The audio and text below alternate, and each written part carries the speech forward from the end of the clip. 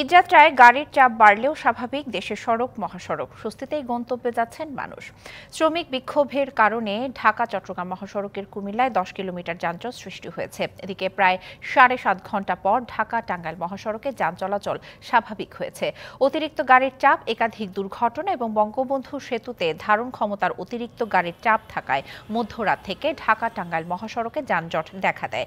পরে সেতু দুটির লেনেই উত্তরবঙ্গগামী গাড়ি পারাপার করে পরিস্থিতি সামাল দেওয়া হয়। এদিকে গাড়ির চাপ রয়েছে ঢাকা ময়মনসিংহ ও ঢাকা টাঙ্গাইল মহাসড়কের গাজীপুর অংশে। চান্দনা চৌরাস্তা চন্দ্রা এলাকায় গাড়ির চাকা ঘুরছে ধীর গতিতে। বিভিন্ন পয়েন্টে ঘরমুখো মানুষের ভিড় দেখা গেছে। দ্বিগুণ ভাড়া আদায়ের অভিযোগ করেছেন অনেকেই। খোলা ট্রাক এবং পিকআপে চেপে জীবনের ঝুঁকি নিয়ে গন্তব্যে যাচ্ছেন কেউ কেউ। রাজধানী থেকে দক্ষিণাঞ্চলের অন্যতম প্রবেশ পথ বঙ্গবন্ধু শেখ মুজিবুর রহমান এক্সপ্রেসওয়েতেও গাড়ির অতিরিক্ত চাপ রয়েছে।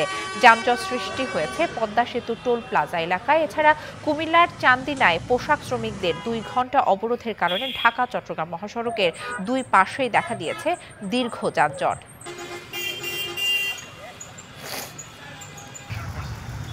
নগদের কাছে সব গ্রাহকই প্রিয়, তাই তো সারা দেশে ক্যাশ আউট চার্জ সবচেয়ে কম।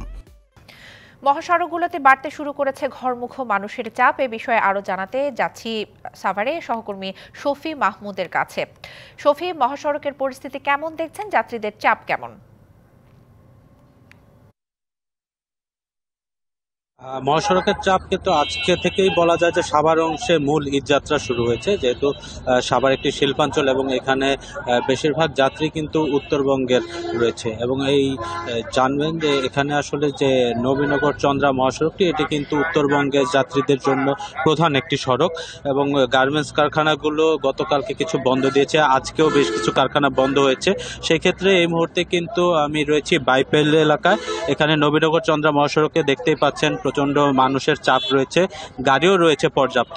তবে যেটি অভিযোগ উঠেছে যে আসলে বাস ভাড়াটা প্রায় দ্বিগুণ, কোনো ক্ষেত্রে 300-400 টাকা বেশি, কিছু ক্ষেত্রে প্রায় দ্বিগুণ বাস ভাড়া নিচ্ছে যে বাস মালিক যারা রয়েছেন তারা। যাত্রীরা অভিযোগ করছেন যে বাস ভাড়া এত বাড়তি থাকার কারণে তারা কিন্তু আসলে ঝুঁকি নিয়েই এই ট্রাক বা পিকআপে করে তাদের ঈদযাত্রা সম্পন্ন করছেন। এই বিষয়গুলি নিয়ে গতকালকে হাইওয়ে পুলিশ প্রধান এসেছিলেন সাভারে। তিনি কিন্তু বলেছিলেন যে সাভার সহ দেশের যত সড়ক মহাসড়ক রয়েছে সেখানে খোলা ট্রাকে বা পিকআপে করে যাত্রী পরিবহনে নিষেধাজ্ঞা রয়েছে। তবে আমরা সড়কগুলোতে পুলিশের তৎপরতা দেখতে পেয়েছি যানজট নিরসনের ক্ষেত্রে গুরুত্বপূর্ণ পয়েন্টগুলিতে পুলিশের যথেষ্ট তৎপরতা থাকলেও এই খোলা ট্রাকে যাত্রী পরিবহনের ক্ষেত্রে কিন্তু সেই ধরনের নজরদারি আমরা দেখতে পারিনি। তবে সাভার অংশে এখন পর্যন্ত আমরা যতটুকু দেখেছি কোথাও কোনো ধরনের যানজট নেই, শুধুমাত্র বাড়তি ভাড়া আদায়ের অভিযোগ রয়েছে।